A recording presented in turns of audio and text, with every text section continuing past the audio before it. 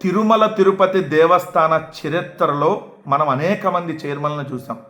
కానీ బిఆర్ నాయుడు అనేటటువంటి ఒక గలీజు వ్యక్తిని చైర్మన్గా మనం చూడటం మొట్టమొదటిసారి. ఎందుకంటే ఏ మాత్రం కూడా అర్హత లేనటువంటి వ్యక్తి, స్థాయి లేనటువంటి వ్యక్తి.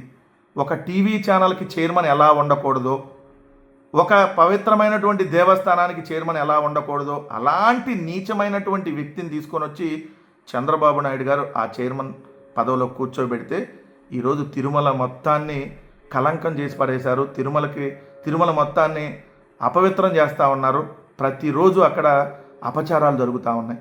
ఇతను చైర్మన్గా వచ్చినప్పటి నుంచి జరుగుతున్నటువంటి అనేక అపచారాలు. ఇతను చైర్మన్గా అయ్యేటంటే ముందు ఇప్పుడు చంద్రబాబు నాయుడు గారు తిరుమల లడ్డులో జంతువుల కొవ్వు కలిసిందని చెప్పి కొవ్వెక్కి మాట్లాడితే ఇదే ఛానల్ వీళ్ళందరూ కలిసి జంతువుల కొవ్వే కాదు, పంది కొవ్వు కలిసింది, చేపల కొవ్వు కలిసింది అని చెప్పి ఇష్టం వచ్చినట్టుగా దుర్మార్గమైనటువంటి ప్రచారం చేసినటువంటి వ్యక్తి ఈ బిఆర్ నాయుడు.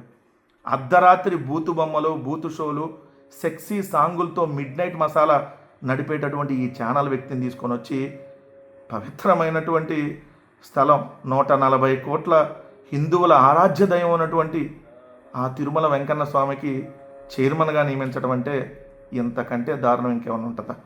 ఇతను వచ్చిన తర్వాత అనేక అపచారాలు, పైన కొండ మీద బెల్ట్ షాపును పట్టుకోవటం, పైన కొండ మీద కోడిగుడ్డు బిర్యానీ, పైన కొండ మీద ఏదైతే అన్యమత ప్రచారాలకు సంబంధించినటువంటి రింగుల్ని అమ్మటం, ఈ గోవులు చనిపోవటం, సో ఇలాంటి దారుణాలు ఇక్కడ జరుగుతూ ఉంటాయి.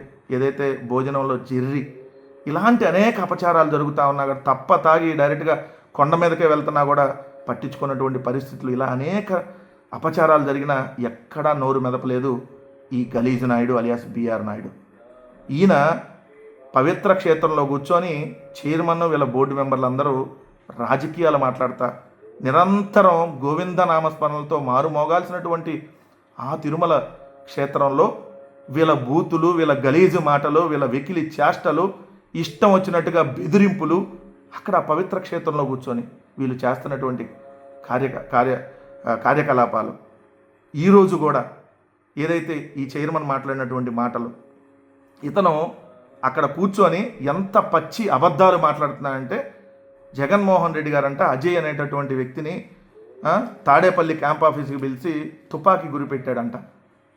ఇలాంటి వ్యక్తి చైర్మన్గా ఉండడానికి అర్హుడా? ఇలాంటి మాటలు మాట్లాడేటువంటి వ్యక్తి దైవక్షేత్రంలో కూర్చొని నేను అడుగుతా ఉన్నా, అదే తిరుమల వెంకన్న స్వామి మీద ఆ అజయ్ అనేటటువంటి వ్యక్తి నువ్వు ఇద్దరు కలిసి వెంకటేశ్వర స్వామి మీద ప్రమాణం చేసి ఇది జగన్మోహన్ రెడ్డి గారు ఇలా చేశారు అని చెప్పి చెప్తావా అని అడుగుతా ఉన్నా. అసలు నీకు తిరుమల కొండ మీద అడుగుపెట్టే అర్హతే లేదు. తిరుమల కొండ మీద అడుగుపెట్టే అర్హతే లేదు. ఎందుకంటే తిరుమల వెంకటేశ్వర స్వామిని నువ్వు 5 సంవత్సరాలు వెలివేశావు. జగన్మోహన్ రెడ్డి గారు ముఖ్యమంత్రిగా ఉన్నారని చెప్పి తిరుమల కొండ మీదకు వెళ్ళినటువంటి వ్యక్తివు నువ్వు. అలాంటి నీచమైనటువంటి వ్యక్తి ఈరోజు చైర్మన్గా ఉండటానికి అర్హుడా అని చెప్పి ఈరోజు మాతో పాటు అనేక హిందూ సంఘాలు ప్రశ్నిస్తూ ఉన్నాయి.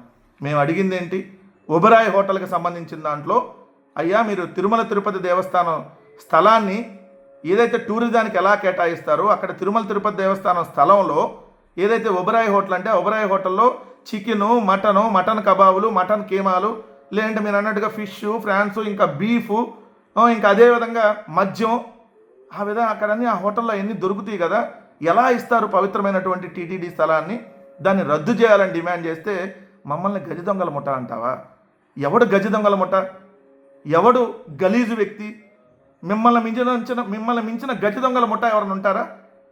మీరు ఏదైతే ఎవరెవరిని బెదిరించి ఏ విధంగా మీరు తుపాకీలు పెట్టిన సంగతి మర్చిపోయారా? మీరు న్యూజన్ హైలార్డ్తో పేరుతో ఏదైతే అరిచేతిలో కూడా జుట్టు మొలిపిస్తానని చెప్పి అనేక మందిని మోసం చేసిన ఓ గలీజు బిఆర్ నాయుడా, నువ్వు వైఎస్ఆర్ కాంగ్రెస్ పార్టీ నాయకుల గురించి కానీ జగన్మోహన్ రెడ్డి గారి గురించి కానీ మాట్లాడే అర్హత నీకుందా? నీలాంటి వ్యక్తి అసలు కొండ మీద అడుగుపెట్టే అర్హతే లేదు. నువ్వు ఈరోజు మా గురించి మాట్లాడుతూ ఉన్నావు. సిబిఐ ఎంక్వైరీ అడిగితే ఎందుకు తోక ముడిచి పారిపోతున్నావు? ఎంటైర్ 2014 నుంచి ఇప్పుడు 2025 ఇప్పటి వరకు ఆగస్టు వరకు జరిగినటువంటి ప్రతి అంశం మీద టీటీడీలో సిబిఐ ఎంక్వైరీకి మేము సిద్ధం. మీరు సిద్ధమా? ఎందుకంటే మీ లెక్కల బొక్కలన్నీ బయటకు వస్తాయి కాబట్టి, మీరు దోచుకున్న సొమ్మంతా బయటకు వస్తాయి కాబట్టి, టిక్కెట్ల ముసుగులో మీరు సాగిస్తున్నటువంటి దంద, జూబ్లీ హిల్స్ క్లబ్ వేదికగా మీ ఇద్దరు కొడుకుల్ని పెట్టుకొని ఉత్తర భారతదేశం దక్షిణ భారతదేశం అని చెప్పి చెరొకటి ఇద్దరికి డివైడ్ చేసి వివిఐపీల దర్శనాల పేరుతో మీరు సాగిస్తున్నటువంటి దంద, దాన్ని అడ్డం పెట్టుకొని మీరు చేస్తున్నటువంటి వ్యాపారం, దీని మీద సిబిఐ ఎంక్వైరీకి సిద్ధమా అని అడుగుతా ఉన్నాం. విఐపి టికెట్ల పేరుతో మీరు అమ్ముకుంటున్నటువంటి బ్లాక్ టికెట్ల దంద, ఎస్, దాని మీద చర్చకి కాదు, సిబిఐ ఎంక్వైరీకి నువ్వు సిద్ధమా? లేదంటే తిరుమల వెంకటేశ్వర స్వామి మీద నువ్వు ప్రమాణం చేసి మీ ఇద్దరు కొడుకుల్ని మీ కుటుంబం అంతా తీసుకొని వచ్చి ప్రమాణం చేసి తిరుమల ఏదైతే వెంకటేశ్వర స్వామిని అడ్డం పెట్టుకొని మేము ఎటువంటి వ్యాపారాలు చేయటం లేదు అని చెప్పి నువ్వు ప్రమాణానికి సిద్ధమా? మేము అడుగుతా ఉన్నాం. మేము ఏ తప్పు చేయలేదు కాబట్టి దేనికైనా మేము ఏ ఎంక్వైరీకైనా సిద్ధమని మేము అంటున్నాం. నువ్వు ఈరోజు మాట్లాడతా ఇష్టం వచ్చినట్టు నోటికి ఏదొస్తే అది, అక్కడ పవిత్ర క్షేత్రంలో కూర్చొని ఇష్టం వచ్చినట్టుగా వెకిలి మాటలు, బెదిరింపులు, వార్నింగులు, నీ ఉడతూపులకి ఇక్కడ ఎవడో భయపడ్డు బిఆర్ నాయుడు. ఏదైతే నువ్వు చంద్రబాబు నాయుడు ఇద్దరు కలిసి, ఇద్దరు చిత్తూరు నాయుడు బ్రదర్స్ ఇద్దరు కలిసి తిరుమల దేవస్థానాన్ని పూర్తిగా అపవిత్రం చేసి పడేశారు, పూర్తిగా భ్రష్టు పట్టించేస్తా ఉన్నారు.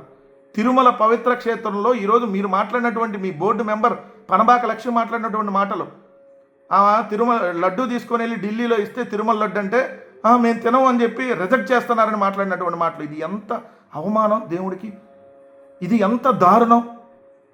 140 కోట్ల మంది హిందువుల మనోభావాలను మీరు దెబ్బతీయటమే కదా. మరి ఇటువంటి వ్యక్తులకి ఈరోజు మీకు అక్కడ చైర్మన్గా కూర్చునే అర్హత ఉందా? 6గురిని చంపారా మీరు వచ్చిన తర్వాత? కనీసం మనిషిలాగా వ్యవహరించావు నువ్వు, మనిషిలాగా మానవత్వం లేకుండా ఒక మృగంలాగా వ్యవహరించావు నువ్వు. 6గురు పోతే పోయారులే, పోయిన ప్రాణాలు మనం తీసుకొని వస్తామా? ఇది నువ్వు మాట్లాడినటువంటి మాటలు.